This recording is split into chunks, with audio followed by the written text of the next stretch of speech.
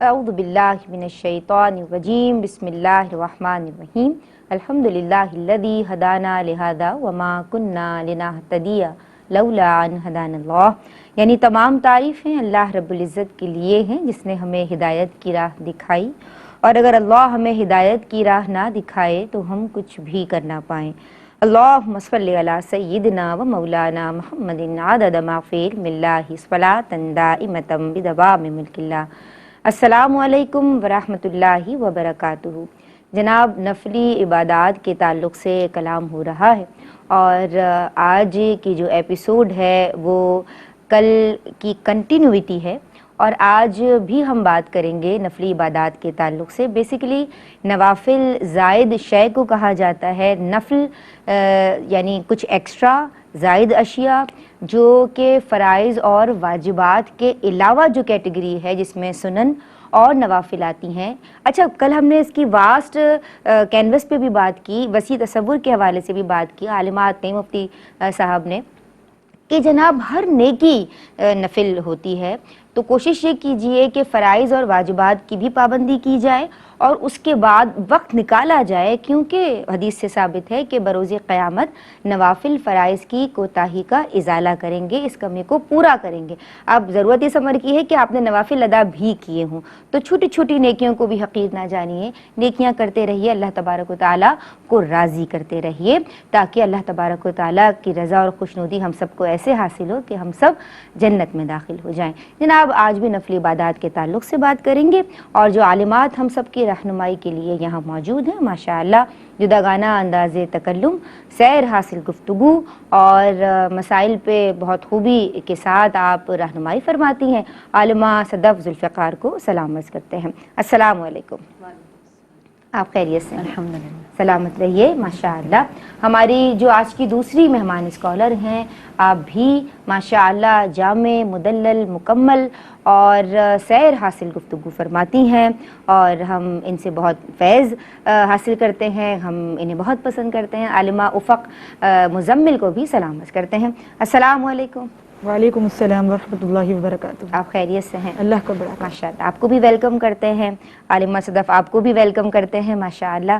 جناب، ہمارے پروگرام کا مستقل حصہ، ہم سب آپ سے رہنمائی حاصل کرتے ہیں، اور آپ کی موجودگی ہم سب کے لیے باعث برکت بھی ہے اور باعث سعادت بھی ہے۔ شیخ الحدیث مفتی محمد احسن نوید نیازی دامت فیودہم آج بھی موجود ہیں، آن بھی پر براہ راست سلام عرض کرتے ہیں۔ السلام علیکم حضرت۔ وعلیکم السلام ورحمۃ اللہ وبرکاتہ۔ آپ خیریت سے ہیں؟ الحمدللہ رب العالمین۔ ماشاءاللہ، اللہ آپ کو سلامت رکھے۔ جناب، عالمہ صدف ذوالفقار، ہم آپ کی سمت آئیں گے، اور کیا نفلی عبادات کی کوئی مقدار معین ہے؟ ہم نے کل اس حوالے سے بات کی کہ کتنی نیکیاں جو ہیں ہم کر سکتے ہیں، یعنی نوافل کی مختلف ڈائمنشنز کے حوالے سے کل ہم نے بات کی۔ کیا کوئی مقدار اور وقت متعین ہے، یا جتنی بھی چاہیں جب بھی چاہیں، یعنی اٹس این اپرچونٹی کہ سب کے لیے اوپن ہے؟ کیا کہیے گا؟ اعوذ باللہ من الشیطان الرجیم، بسم اللہ الرحمن الرحیم۔ لیکن نفلی عبادات بارگاہ الہی میں تقرب کا ایک ذریعہ ہے کہ اللہ تبارک و تعالیٰ اس کے ذریعے بندہ اس کے ذریعے اللہ تعالیٰ کا قرب حاصل کرتا ہے۔ سبحان اللہ۔ مزید یہ کہ یہ اللہ تعالیٰ سے محبت کے اظہار کا ایک ذریعہ بھی ہے، ٹھیک کہ آپ اس کی فرض و واجب کی ہوئی عبادات کو ادا کرنے کے بعد اس کی محبت میں ذوق اور شوق رکھتے ہوئے نفلی عبادات کی طرف راغب ہوتے ہیں۔ سبحان اللہ۔ تو چونکہ یہ ایک طرح سے بعض پیراہے میں تحفے کی بھی مثل ہے، لیکن نفلی عبادات کو 3 طریقے سے اسے ڈسٹریبیوٹ کیا جاتا ہے۔ سب سے پہلی وہ نفلی عبادات ہوتی ہیں جو مقید ہوتی ہیں وقت کے ساتھ، جو کہ فرض نمازوں کے ساتھ ہم نفل پڑھتے ہیں، یہ مقید ہوتے ہیں وقت کے ساتھ، اور ان کی تعداد بھی متعین ہے۔ اسے کوانٹٹی میں زیادہ بھی نہیں کر سکتے اور وقت کے علاوہ بھی نہیں پڑھا جا سکتا۔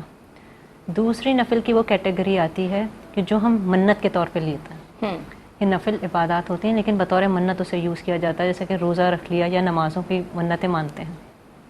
اس میں اگر متعین کر دیں کہ فلاں وقت میں فلاں دن میں ہم نے یہ نفل پڑھنے ہیں یا فلاں دن کا روزہ رکھنا ہے، بشرط یہ کہ وہ ان ایام میں سے نہ ہو جن میں روزہ رکھنا ناجائز ہے، حرام ہے، تو پھر یہ اس صورت میں مقید ہو جاتا ہے کہ ہمیں اسی ایام میں انہی دنوں میں وہ پورے رکھنے ہوں گے۔ لیکن اگر منت مطلقاً مانیں کہ ہم نفل پڑھیں گے یا روزہ رکھیں گے تو پھر کسی بھی دن رکھ سکتے ہیں، اس میں کوئی وقت کی قید نہیں ہے۔ تیسری وہ صورت آتی ہے جو مطلق منت ہوتی ہے، یعنی مطلق اللہ تبارک و تعالیٰ کے لیے نفلی عبادت کرنا، جیسے بعض لوگ ہوتے ہیں جن کی عادت ہوتی ہے تحیت الوضو پڑھنا یا روز صلاۃ التوبہ پڑھنا، یا اس طریقے سے جو نفلی عبادات ہوتے ہیں، یا ویسے ہی شکرانے کے نفل پڑھنے کی یا ثواب کی نیت سے بھی نفل پڑھنے کی لوگوں کو عادت ہوتی ہے. تو ایسی صورت میں اس کا کوئی وقت متعین نہیں ہے، لیکن یہاں پر شرط ایک ہے کہ مکروہ وقت نہ ہو. اس کے علاوہ کسی بھی وقت میں نفل نماز ادا کریں ہو جائے گی، نفل روزے رکھیں کسی بھی دن ہو جائیں گے، بشرط یہ کہ وہ ایام نہ ہوں جن میں روزہ رکھنا حرام ہے. اچھا، سبحان اللہ، ماشاء اللہ. اچھا، آپ بڑی مختصر بات کرتی ہیں لیکن وہ جامع ہوتی ہے. سلامت رہیے، بہت دعا آپ کے لیے. نفلی صدقات کی کیا تفصیلات ہیں؟ اعوذ باللہ من الشیطان الرجیم، بسم اللہ الرحمن الرحیم. دیکھیں، اللہ عز و جل نے اپنے بندوں میں سے کچھ کو اولاد کی نعمت سے نوازا، کچھ کو گھر بار کی نعمت سے نوازا، کچھ کو اپنے قرب کی نعمت سے نوازا اور کچھ کو مال و دولت کی نعمت سے نوازا. کامیاب وہی بندہ ہے کہ جو اپنی نعمتوں کو اللہ ہی کی بارگاہ میں خرچ کرے، اللہ ہی کی راہ میں اس کا تصرفات اختیار کرے. سبحان اللہ. تو جس بندے کو اللہ تعالیٰ نے مال دیا اور وہ اس مال کو اللہ کی راہ میں خرچ کرتا ہے تو یہ صدقات، اللہ کی راہ میں خرچ کرنا صدقے کے زمرے میں آتا ہے. ٹھیک.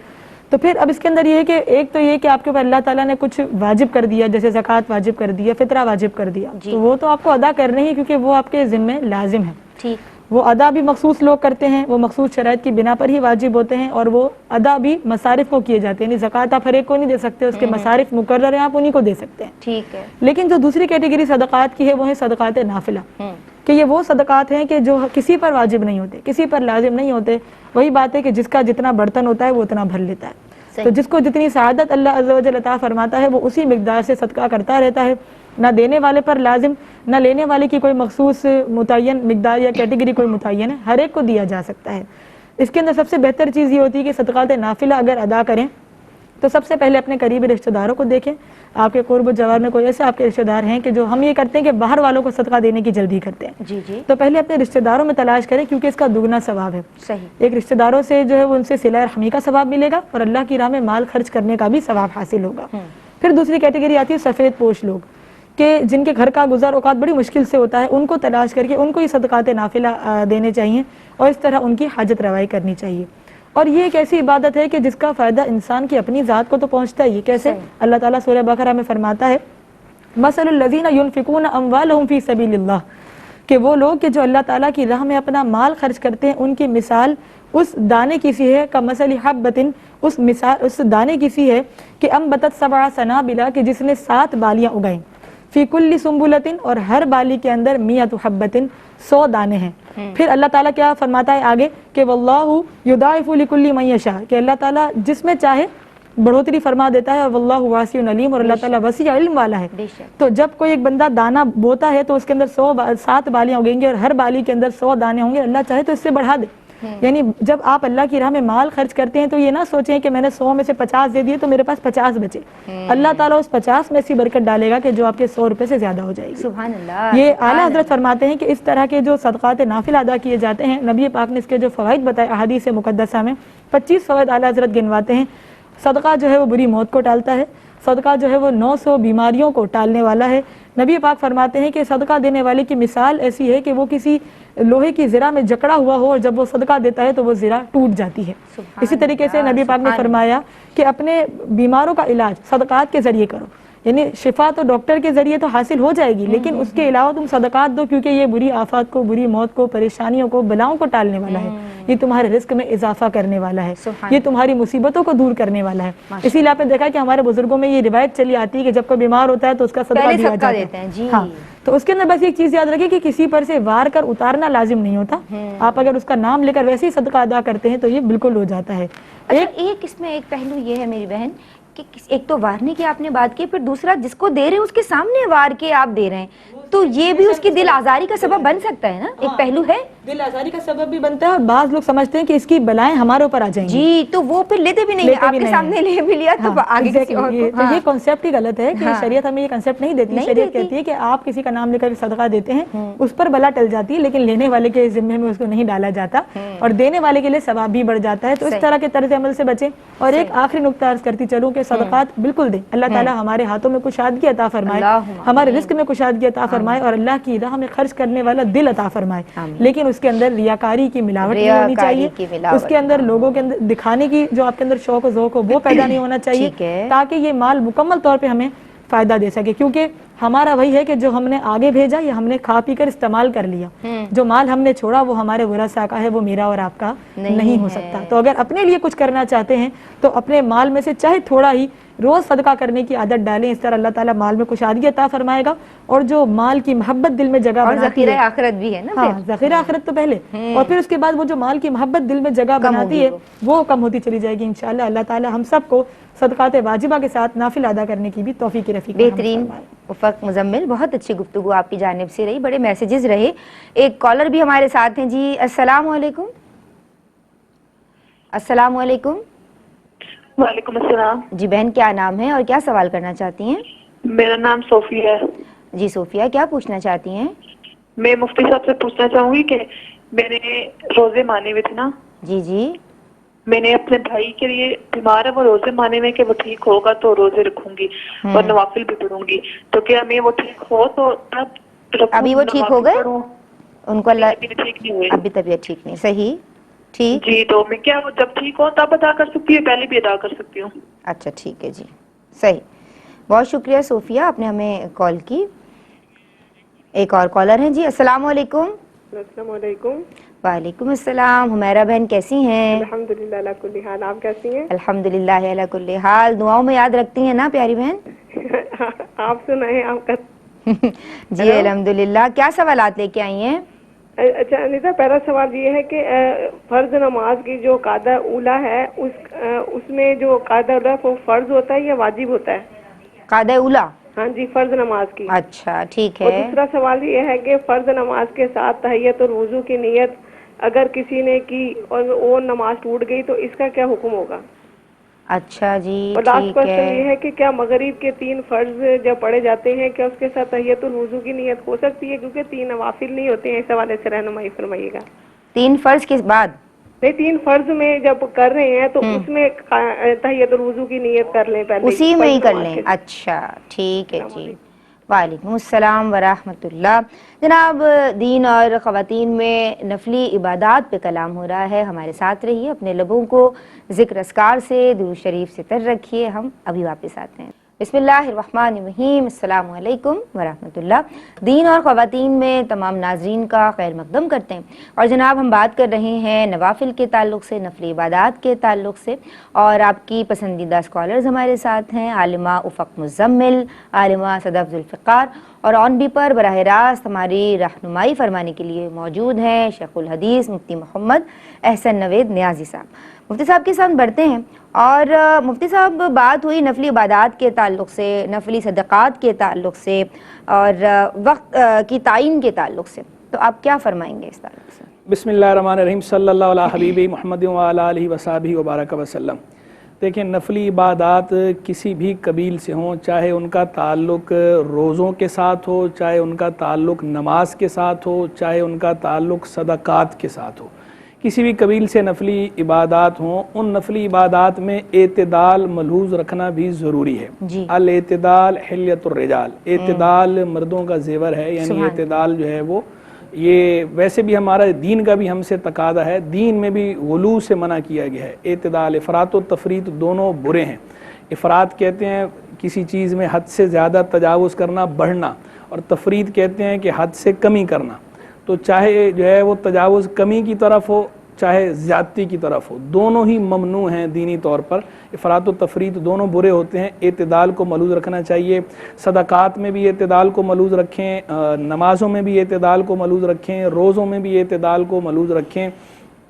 جتنا آپ نبھا سکیں بآسانی اتنا کیا کریں۔ اور کل بھی میں نے ذکر کیا تھا کہ حضور جان عالم علیہ السلام نے ارشاد فرمایا، احب الاعمال الی اللہ ادومھا وان قل، اللہ کو زیادہ پسند وہ عمل ہے کہ جو دائمی ہو، جو ہمیشہ ہو، اگرچہ تھوڑا ہو۔ صحیح۔ تو کوانٹٹی پہ فوکس نہیں ہے، فوکس کوالٹی پہ ہے۔ جی، تو آپ جو ہے وہ کیفیت پہ فوکس کریں اور مستقل مزاجی سے کریں۔ جو کام آپ مستقل کریں گی، استقامت کے ساتھ کریں گی، اس کی برکات الگ ہوں گی۔ صحیح۔ تو اعتدال کو ملحوظ رکھتے ہوئے جو آپ بآسانی نبھا سکیں، چاہے نوافل ہوں نماز کی صورت میں، چاہے نفلی روزے ہوں، چاہے نفلی صدقات ہوں، تو وہی کریں جو آپ لگاتار کر سکیں، یا وقفے وقفے سے آپ اسے کر سکیں، نبھا سکیں۔ ایسا نہیں کہ جوش میں آ کے 1-2 دفعہ تو کر دیا اور اس کے بعد پھر بالکل بالکل ہی غافل ہو گئے, بالکل ہی فراموش کر دیا, ایسا نہیں ہونا چاہیے.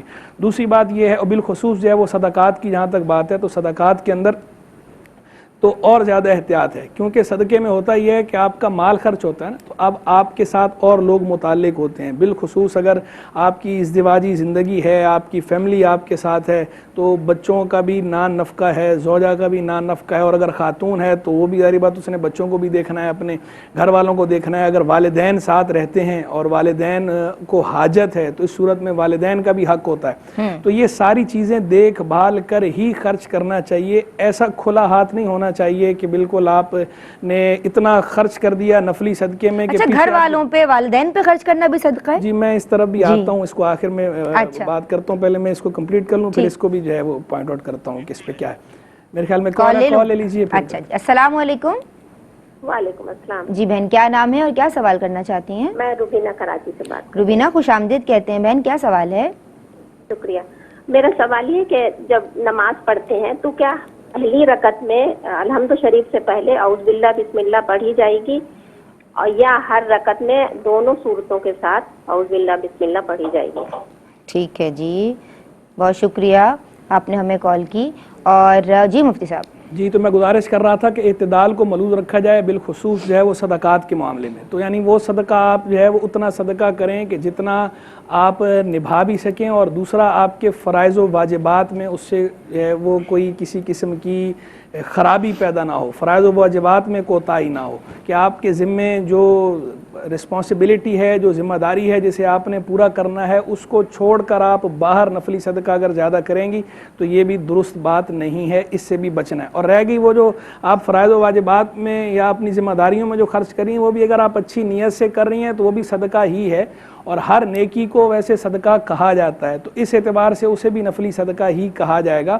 لیکن یہ بھی میں پہلے بھی کئی دفعہ یہ بات واضح کر چکا ہوں کہ جو صدقہ خیرات کے عنوان سے ہمارے ہاں دیا جاتا ہے خاص, وہ فقراء کا حق ہوتا ہے, وہ مساکین کا حق ہوتا ہے, وہ مستحقین کا حق ہوتا ہے. وہ بہرحال غنی کو نہیں دینا چاہیے, نہ غنی کو وہ لینا چاہیے. اچھا, صدقہ واجبہ تو اپنی جگہ پر ہے, صدقہ واجبہ تو ہے ہی فقراء کا حق, وہ تو غنی کے لیے سرے سے جائز ہی نہیں ہے. لیکن صدقہ نافلہ کے لیے بھی علماء کرام نے باقاعدہ تصریحات فرما رکھی ہیں کہ جو صدقہ و خیرات کے عنوان سے دیا جائے تو وہ بنیادی طور پر فقراء کا حق ہے, غنی کو اس سے بچنا چاہیے. تو ان معنوں میں اسے صدقہ خیرات نہیں کہا جا سکتا, بیوی پر خرچ کرنے کو یا زوجہ پر خرچ کرنے کو, لیکن نیکی کے معنی میں اسے جو ہے وہ صدقہ کہنا یہ تو خود احادیث سے ثابت ہے, اسے صدقہ قرار دیا گیا. کلو معروف صدقہ, ہر نیکی صدقہ ہے. تو ان معنوں پر تو ٹھیک ہے وہ صدقہ ہے, ہر نیکی جب صدقہ ہے تو یہ بھی ایک مستقل نیکی ہے, یہ بھی صدقہ ہے, اس میں بھی آپ کو اجر ملے گا, صدقے کا اجر بھی ملے گا. لیکن خاص جو صدقہ خیرات کا لفظ ہمارے معاشرے میں جب بولا جاتا ہے, جب یہ عنوان استعمال ہوتا ہے, تو اس سے جس طرف ذہن جاتا ہے ہمارا, جو تبادر ذہنی ہوتا ہے, وہ نفلی صدقہ وہ بہرحال فقراء کے لیے ہے, اس میں مساکین کو بچنا چاہیے. اچھا, میرے خیال میں کال ہے, کال لے لیجیے. جی جی, السلام علیکم. جی بہن, کیا نام ہے اور کیا سوال کرنا چاہتی ہیں؟ خوش آمدید کہتے ہیں آپ کو. میں اسلام آباد سے بات کر رہی ہوں. میں نے سوال یہ کرنا ہے کہ جی جی سوال کیجیے. میں نے پوچھنا یہ ہے کہ یہ جو مکروہ وقت ہوتا ہے, مکروہ وقت, ٹھیک ہے, اس کو تھوڑا سا تفصیل سے بتا دیں, اور دوسرا یہ کہ وہ کون کون سے ٹائم ہے. ہاں ٹھیک ہے, مکروہ اوقات کی تفصیل شامل کی جائے گی. بہت شکریہ. جی حضرت. جی, تو میں گزارش کر رہا تھا کہ اعتدال کو ملحوظ رکھیں خرچ کرنے میں. اچھا, اس میں ایک بات اور بھی ذہن نشین رہے کہ بعض جو خاصان خدا ہوتے ہیں ان کی بات الگ ہوتی ہے, کہ ایسے موقع پر جب کوئی بات بتائی جائے تو بعضوں کا اگلا کہتا ہے کہ جناب سیدنا صدیق اکبر رضی اللہ تعالیٰ نے تو اپنا سارا مال جو ہے حضور جان عالم علیہ الصلوۃ والسلام کی بارگاہ میں خرچ کر دیا.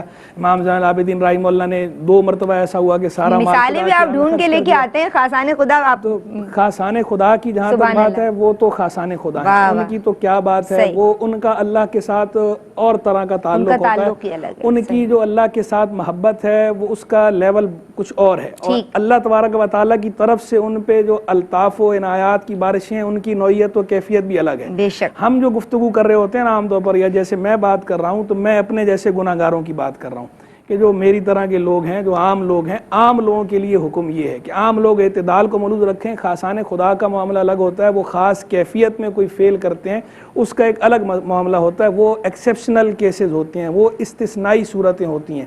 وہ اس معاملے میں ہم ان کی پیروی نہیں کریں گے، اور دوسرا اس معاملے میں ان پر کوئی اعتراض بھی نہیں کریں گے، کیونکہ عام لوگ وہ خاصان خدا وہ اپنی خاص ہمت، طاقت، قوت اور محبت الہی کی بنا پر جو فعل کرتے ہیں، عام آدمی اس سے کرنے پر قادر نہیں ہوتا. یہ اگر کرتا ہے تو عام آدمی پر جو اس کے اثرات آتے ہیں، سائیڈ ایفیکٹس، وہ ان سائیڈ ایفیکٹس کو نہیں جھیل سکتا، اس کا معاملہ الگ ہوتا ہے. اسی لیے فرمایا کیا گیا، اتباع سنت قرار دیا گیا، یعنی حضور جان عالم علیہ السلام کی سیرت طیبہ کو اسوہ حسنہ قرار دیا گیا ہے کہ آپ کی سیرت طیبہ ایسی ہے کہ ہر آدمی کے لیے اس میں رہنمائی ہے، بالخصوص عام لوگ جس طرح کر سکتے ہیں. تو روزوں میں دیکھیں سرکار صلی اللہ علیہ وسلم صوم داؤدی کو پسند کرتے تھے کہ کبھی روزہ رکھتے تھے، کبھی روزہ نہیں رکھتے تھے، ایک دن روزہ رکھا، ایک دن روزہ چھوڑا. خود بھی باقاعدہ صحابہ کرام کو بھی تلقین یہ فرمائی، حالانکہ سرکار صلی اللہ علیہ وسلم چاہتے تو سارا سال روزہ رکھ سکتے تھے، صحیح بات ہے، لیکن وہ آپ کے رکھنے کی بنا پہ سنت بن سکتا تھا، دوسرے لوگ نہیں جھیل سکتے تھے. تو اس لیے اس میں یہ ترغیب دلائی گئی کہ آپ اتنی عبادت کریں، نفلی عبادت، کہ جو آپ بآسانی نبھا سکیں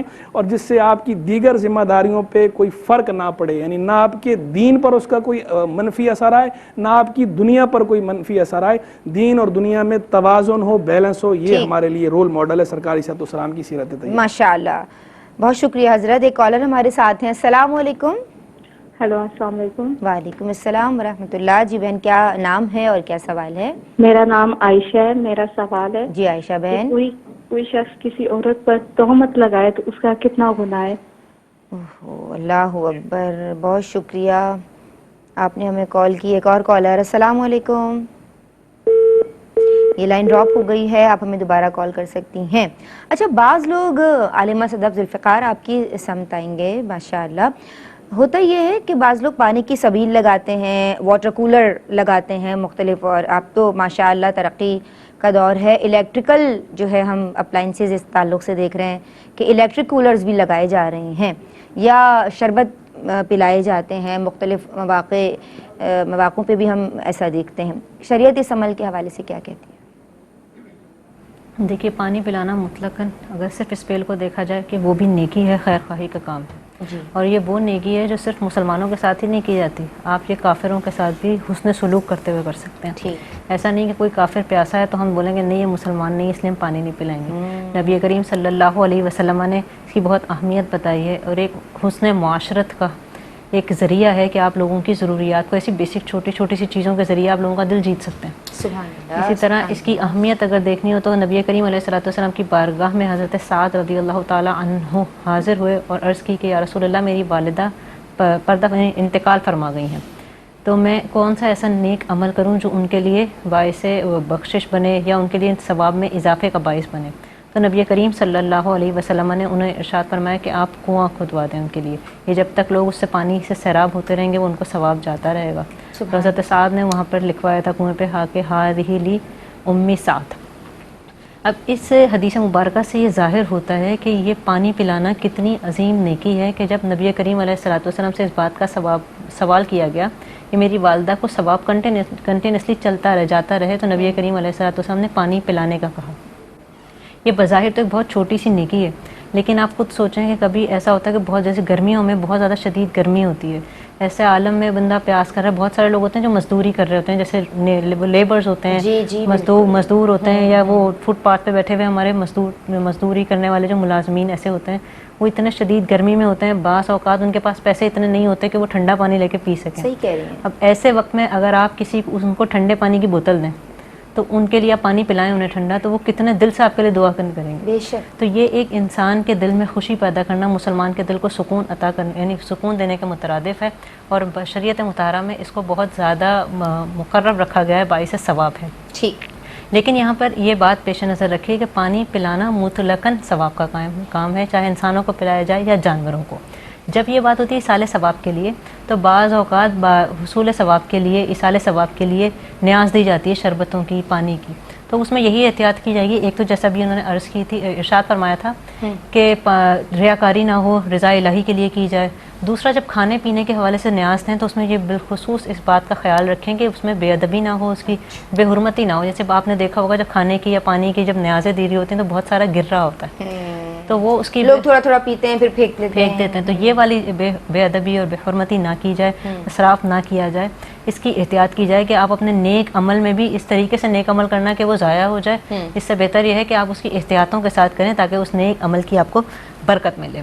جی. اور اس کی یہ حقوق العباد ادا کرنے کے لیے بھی ایک وہ ہے کہ آپ کے حقوق العباد کی طرح سے بھی آپ کو باعث ثواب بنتا ہے کہ لوگوں کے حقوق میں ایک شامل ہے کہ آپ ان کی ضروریات کو پورا کریں. ماشاءاللہ سبحان اللہ. ایک کالر ہمارے ساتھ ہیں. السلام علیکم. السلام علیکم. جی وعلیکم السلام ورحمۃ اللہ. جی بہن کیا نام ہے اور کیا سوال کرنا چاہتی ہیں؟ میرا نام وجیہ ہے. وجیہہ کیسی ہیں وجیہہ؟ الحمدللہ میں ٹھیک ہوں. مجھے یہ پوچھنا ہے کہ میری دادو ہے نا وہ چارپائی پر نماز پڑھتی ہیں. اچھا صحیح. تو اس طرح ان کی نماز ہو جاتی ہے؟ چارپائی پہ نماز پڑھتی ہیں دادو؟ جی ٹھیک ہے وجیہہ بہت شکریہ آپ نے ہمیں کال کی اور آپ تمام کے لیے بہت دعا. میری بھتیجی کا نام بھی وجیہہ ہے. ہم سب کو اپنی دعاؤں میں یاد رکھیے. اللہ تبارک و تعالیٰ آپ سب کو سلامت رکھے. ایک بریک لے رہے ہیں. السلام علیکم. بسم اللہ الرحمن الرحیم. السلام علیکم ورحمۃ اللہ. جناب دین اور خواتین میں تمام ناظرین کا ویورز کا خیر مقدم ہے. ہم بات کر رہے ہیں نفلی عبادات کے تعلق سے. آپ کی کالز بھی شامل کر رہے ہیں. آپ کی پسندیدہ عالمات عالمہ افق مزمل عالمہ صدف ذوالفقار یہاں آن دی سیٹ موجود ہیں اور آن بی پر براہ راست شیخ الحدیث مفتی محمد احسن نوید نیازی صاحب ہماری رہنمائی فرما رہے ہیں.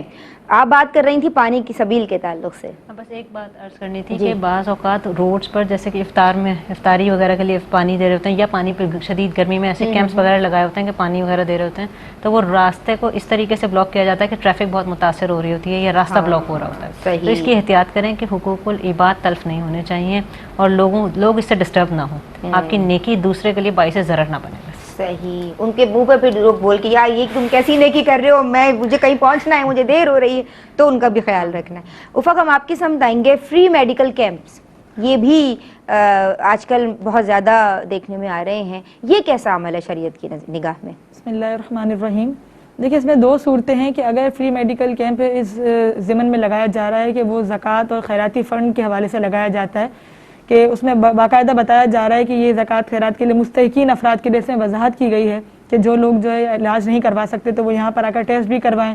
بعض اوقات آئی ٹیسٹ کیمپ لگتے ہیں تو اس میں دوائیاں بھی مفت میں دی جا رہی ہوتی ہیں مریضوں کو. صحیح. تو چونکہ یہ زکوٰۃ اور خیراتی فنڈ میں کیے جاتے ہیں تو یہ فقط مستحقین افراد کا حق ہے, فقراء کا حق ہے, غنی کا اس میں کوئی حق نہیں. پیارا علیہ الصلوۃ والسلام نے فرمایا لا تحل الصدقۃ لغنی ولا لذی مرۃ سبی, کہ صدقہ جو ہے وہ غنی کے لیے اور تندرست مالدار شخص کے لیے لینا جائز نہیں ہے, حلال نہیں ہے, تو وہ تو اس سے فائدہ نہیں اٹھا سکتے. اب دوسری صورت یہ کہ بعض اوقات یہ میڈیکل کیمپس اس لیے رکھتے ہیں کہ یہ کسی جو نئی ہاسپٹل کھلا ہوتا ہے یا کوئی نیا جو ہے وہ میڈیکل ان کا کمپنی کھلی ہوتی ہے تو اس کے لیے وہ لوگ اس کی مشہوری کے لیے بعض اوقات یہ کیمپ کھولتے ہیں تاکہ لوگ اس کو جانیں پہچانیں. جیسا کوئی نیا آنکھوں کے علاج کے لیے کچھ کھلا ہوا ہے تو وہ کیمپ کھول دیتے ہیں کہ اولاً لوگ یہاں پر آ کے ہماری ساری سروسز دیکھیں تاکہ پھر وہ بعد میں معروف ہو جائے. تو اگر اس ضمن میں کھولا گیا تو چونکہ یہ زکوٰۃ اور خیراتی فنڈ میں نہیں ہوتے تو اس سے پھر ہر ایک فائدہ اٹھا سکتا ہے. لیکن یہاں پر بھی میرا مشورہ یہی ہوگا کہ جو لوگ غنی ہیں جو اپنے پیسوں سے خود علاج کروا سکتے ہیں وہ ان کو یہ حق مستحقین افراد کے ہی سپرد کرنا چاہیے اور ان کو ہی یہ چانس دے کہ اور اگر وہ پہلے پہنچے ہوئے ہوں تو ہاں تو وہ پہلے ان کا حق ہے, یعنی کہ ان کے لیے استعمال کرنا ناجائز نہیں ہے, لیکن بہتر یہ ہوتا ہے کہ وہ اپنا حق کسی غربا اور کسی فقراء کے حوالے کر دیں. اس کا بھی ان کو ثواب حاصل ہوگا اور پھر ایک طریقے سے یہ فری چیزیں انہی کا حق نظر آتی ہیں. ہمارا پھر ایک مرتبہ کوئی آواز دے دے کہ یہ چیز فری ہے تو غنی کیا فقیر کیا ساری پہنچے ہوئے ہوتے ہیں. صحیح بات. تو یہ طرز عمل اپنا بدلنا چاہیے. اگر اللہ تعالیٰ نے آپ کو مال دیا ہے تو وہ آپ اپنے اوپر خرچ کر لیں اور جن لوگوں کی حیثیت نہیں ہے یا جو ادا نہیں کر پاتے جو خرید نہیں پاتے یہ ان کے لیے چھوڑ دیا جائے. ٹھیک ہے, تو اس طرف احتیاط کرنی چاہیے. اگر آپ دیکھ لیں کہ وہ کیمپ کس حوالے سے لگا گیا اس کے حساب سے. ٹھیک ہے مفتی صاحب, ان دونوں سوالوں کے تعلق سے آپ رہنمائی فرمانا چاہتے ہیں؟ ہمیں کالرز کے سوالات کی طرف آ جائیں. ٹھیک ہے. صوفیہ نے ہمیں کال کی, یہ کہتی ہیں کہ ان کے بھائی بیمار تھے اور ابھی بھی ہیں, ان کے لیے دعا فرما دیجئے, اور انہوں نے روزے اور نوافل مانے تھے, ابھی وہ پڑھ لیں یا انتظار کریں بھائی کی صحت یابی کا؟ اللہ تبارک و تعالیٰ ان کے بھائی کو شفائے کامل عاجل نافع عطا فرمائے, صحت کلیہ عطا فرمائے, اور ہم سب کو بھی اللہ تعالیٰ ظاہری و باطنی بیماریوں سے صحت کلیہ عطا فرمائے. جہاں تک بات ہے پہلے پڑھنے کی یا بعد میں پڑھنے کی, دیکھیں یہ نظر معلق کہلاتی ہے, یہ معلق نظر ہے, یہ جس چیز پر انہوں نے تعلیق کی ہے اس کے بعد ہی پڑھی جائے گی، چونکہ انہوں نے اس طرح نظر مانی تھی کہ میرے بھائی اگر ٹھیک ہو گئے تو میں اتنے نفل پڑھوں گی اور اتنے روزے رکھوں گی، جی بالکل، لہذا جب بھائی ٹھیک ہوں گے تو اس وقت اتنے نفل پڑھنا یا اتنے روزے رکھنا لازم ہوگا۔ اچھا، لازم تو اس وقت ہوگا، ادا بھی اسی وقت ہوگی، لیکن ویسے اگر یہ نفلی نماز پڑھ کر ان کے لیے دعا مانگنا چاہیں یا ویسے روزہ رکھ کر ان کے لیے دعا مانگنا چاہیں تو اس کی اجازت ہے، نفلی روزہ رکھ سکتی ہیں، نفل نماز بھی پڑھ سکتی ہیں، دعا کا ویسے بھی دروازہ ہر وقت ہی کھلا ہوا ہے، دعا کا تو کوئی وقت مکروہ ہے اور نہیں۔ حضرت عالمہ صدف ذوالفقار کی عزیزہ بھی ICU میں، ان کے لیے دعا کر اللہ دیجیے، تعالیٰ ان کو بھی شفائے کامل عاجل نافع عطا فرمائے، اللہم آمین۔ حمیرہ بہن نے کال کی اور یہ کہتی ہیں کہ فرض نماز میں جو قاعدہ اولیٰ ہے وہ فرض ہے کہ واجب ہے؟ فرض نماز میں جو قاعدہ اولیٰ ہے یہ واجب ہے۔ یہ واجب ہے۔ دوسرا سوال یہ کرتی ہیں کہ فرض نماز انہوں نے جو مغرب کے 3 فرائض ہیں اسی کے ساتھ اگر تحیۃ الوضو کی نیت کر لی تو کیا شرعی حکم ہوگا؟ انہوں نے یہ سوال پوچھا تھا کہ مغرب کی فرض نماز میں تحیۃ الوضو کی نیت کر سکتے ہیں یا نہیں کر سکتے، اور اس کی وجہ بھی آگے خود بیان کی، خود بھی یعنی ماشاءاللہ ہے سمجھدار، نہیں یہ ٹوٹے نہیں ہیں، ماشاءاللہ سمجھدار یہ کالر جو ہے یہ آگے خود کہہ رہی ہیں کہ نفل تو 3 ہوتے نہیں ہیں کیونکہ مغرب کے فرض 3 ہیں، تو نفل جو ہے وہ شفا ہوتے ہیں، یعنی یا 2 ہوتے ہیں یا 4 ہوتے ہیں یا 6 ہوتے ہیں یا 8 ہوتے ہیں، نوافل میں یعنی وطر نہیں ہے، نوافل طاق نہیں ہے، آڈ نمبرز میں نہیں ہوتے۔ اچھا، تو آڈ نمبرز میں تو یا فرض ہوتا ہے یا واجب ہوتا ہے، جیسے یہ مغرب کے فرض ہیں اور ادھر واجب میں وطر ہے، تو انہوں نے جو ہے اچھا یہاں یہ بھی ایک نقطہ ہے کہ نوافل ایون نمبرز میں ہوتے ہیں، نوافل ایون نمبرز میں، انہوں نے اسی لیے یہ کہا کہ تحیۃ الوضو کی نیت اگر کر لی تو مغرب کی تو 3 رکعتیں ہیں فرض کی، تو اس میں کر سکتے ہیں یا نہیں کر سکتے۔ تو پہلی بات تو یہ ہے کہ دیکھیں پہلے یہ سمجھیں کہ آیا آپ پر تحیۃ الوضو اس وقت لازم ہے بھی صحیح کہ نہیں، جب آپ نے نماز کے لیے ہی وضو کیا ہے اور اس سے نماز ہی ادا کرنی ہے فرض، تو تحیۃ الوضو تو آپ کی ویسے ہی ادا ہو گئی، تحیۃ الوضو ادا ہو چکی۔ ہاں یہ ایک الگ بات ہے، یہ ایک الگ اس پر ڈیبیٹ ہے کہ الگ سے نیت کرنا ضروری ہے یا نہیں، کہ الگ سے نیت کیے بغیر ثواب ملے گا یا نہیں ملے گا، تو اس میں جو ہے وہ دونوں طرح کے اقوال کتب کے اندر موجود ہیں۔ بعض حضرات فقہا کہتے ہیں کہ الگ سے نیت کی حاجت نہیں، تحیۃ الوضو کی جب وہ انہوں نے نماز ادا کی اور وضو کا مقصد یہ تھا، تحیۃ الوضو اس لیے رکھے گئے تھے نا کہ وضو کے بعد عبادت کی جائے، کوئی نماز پڑھی جائے، تو جب فرض نماز پڑھی رہے ہیں تو تحیۃ الوضو ادا بھی ہو گئی اور اس کا اجر بھی ملے گا، جبکہ بعض فقہا کا کہنا یہ ہے کہ نہیں جناب اس کی الگ سے نیت کرنی پڑے گی۔ اب اگرچہ تحیۃ الوضو لازم تو نہیں ہے، تحیۃ الوضو جب فرض پڑھ رہے ہیں تو، لیکن تحیۃ الوضو کا الگ سے ان فرضوں کے ساتھ ثواب ملے گا یا نہیں ملے گا، تو وہ بعض فقہا کی رائے یہ ہے کہ نہیں جب تک نیت نہیں کریں گی الگ سے تو ثواب نہیں ملے گا۔ بہرحال یہ ایک جو ہے وہ ڈسپیوٹڈ ایشو ہے، لیکن یہاں تحیۃ الوضو ان پر الگ سے چونکہ لازم ہی نہیں ہے، ویسے بھی تحیۃ الوضو لازم نہیں ہے، نفل ہی ہیں، اور یہاں تو ویسے بھی انہوں نے فرض ہی پڑھنے ہیں، تو بہتر تو یہ ہے کہ اس میں تحیۃ الوضو کی نیت نہ کریں، کیونکہ نوافل ہوتے تو جو ہے وہ ایون نمبرز میں ہی ہیں، جبکہ یہ آڈ ہے، آڈ نمبر ہیں، 3 رکعتیں ہیں، تو بہتر یہ تحیۃ الوضو کی نیت اس میں نہ کریں۔ ٹھیک ہے جناب۔ روبینہ بہن نے پوچھا کہ نماز کی پہلی رکعت میں تعوذ تسمیہ اعوذ باللہ بسم اللہ پڑھنا الحمد شریف سے پہلے ضروری ہے یا نہیں، اور ہر رکعت میں تعوذ تسمیہ کا حکم کیا ہوگا؟ دیکھیں تعوذ اور تسمیہ کی جہاں تک بات ہے، سورہ فاتحہ سے پہلے تو تعوذ اور تسمیہ پڑھا جائے گا، اسی طرح سورہ فاتحہ کے بعد جو آپ سورت ملائیں گی یا آیتیں پڑھیں گی اس سے پہلے آپ صرف تسمیہ پڑھیں گی، تعوذ نہیں پڑھیں گی، اس میں صرف بسم اللہ الرحمن الرحیم پڑھا جائے گا، کیونکہ تعوذ آپ پہلے سورہ فاتحہ سے پہلے پڑھ چکی ہیں۔ تعوذ جو ہے وہ اصل میں سنت ہوتا ہے کب؟ تلاوت جب آپ شروع کرتی ہیں، تلاوت شروع کرنے کے لیے مستحب ہے کہ تعوذ اور تسمیہ دونوں پڑھے جائیں، لیکن جب کوئی نئی سورت آپ پڑھیں گی تو اس وقت جو ہے وہ صرف بسم اللہ الرحمن الرحیم پڑھا جاتا ہے، تسمیہ پڑھنا مستحب ہے، اس میں تعوذ کی حاجت نہیں ہوتی۔ تو سورہ فاتحہ سے پہلے تعوذ اور تسمیہ پڑھا جائے گا، اور جو دیگر صورتیں یا آیتیں آپ ملائیں گی سورہ فاتحہ کے بعد اس میں تعوذ نہیں پڑھا جائے گا، صرف تسمیہ پڑھا جائے گا۔ ٹھیک ہے، اسلام آباد سے بہن نے اور کال پہلی کی، رکعت میں جب آپ نے تعوذ پڑھ لیا تو اب بعد میں ہر رکعت میں تعوذ پڑھنے کی حاجت نہیں۔ ٹھیک ہے، اسلام آباد سے بہن نے کال کی، یہ کہتی ہیں مکروہ اوقات کی تفصیل بتا دیں۔ مکروہ اوقات جو ہے ویسے 3 وہ مکروہ اوقات ہیں کہ جن میں کسی بھی قسم کا سجدہ کرنا منع ہے، یعنی ایک تو طلوع آفتاب کا وقت کہ سورج جب طلوع ہوتا ہے اس وقت سے لے کر تقریباً سوا نیزہ بلند ہونے تک، یہ احتیاطی وقت ہم 20 منٹ بتاتے ہیں، یعنی یہ 20 منٹ احتیاطی جو ہے یہ مکروہ ہے، اس وقت میں کسی قسم کا سجدہ منع ہے، نہ فرض پڑھ سکتے ہیں نہ نفل پڑھ سکتے ہیں۔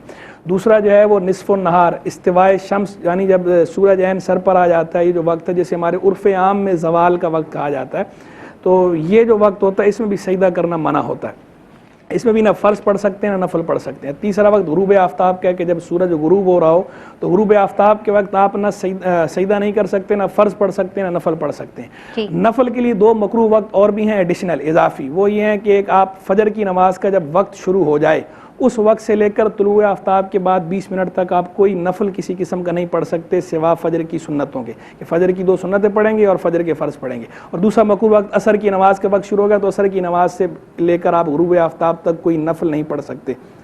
یہ 2 اضافی مکروہ. وجیہ کہتی ہیں ان کی دادی چارپائی پہ نماز پڑھتی ہیں. اس کا وقت وہ ہو گیا، انشاءاللہ تفصیلی جواب جو ہے وہ اگلے پروگرام میں شامل کریں گے. میں سوچا ہو جائے یہ بھی جلدی سے. بہت شکریہ مفتی صاحب آپ کا. اور عالمہ صدف ذوالفقار، ہم آپ کے شکر گزار ہیں، آپ کے عزیزہ کے لیے دعا کرتے ہیں. آپ بالکل پریشان مت ہوئیے گا. اور ہم شکریہ ادا کرنا چاہتے ہیں عالمہ افق مزمل. اور ناظرین آپ لوگوں کا بہت شکریہ کہ آپ لوگ ہمیں کالز کرتے ہیں. اللہ تبارک و تعالیٰ تمام بیماروں کو شفاء کلی عطا فرمائے، تمام بے روزگاروں کو روزگار عطا فرمائے، آپ کے گھروں میں برکتوں کا نزول ہو، آپ سب سے اللہ تبارک و تعالیٰ راضی ہو جائے. السلام علیکم ورحمۃ اللہ.